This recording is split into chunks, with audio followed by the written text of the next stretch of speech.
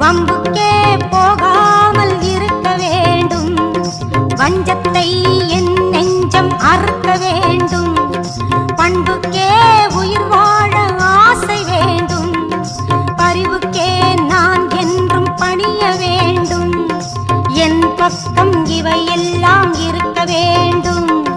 என்னோடு நீ என்றும் வாழ வேண்டும்.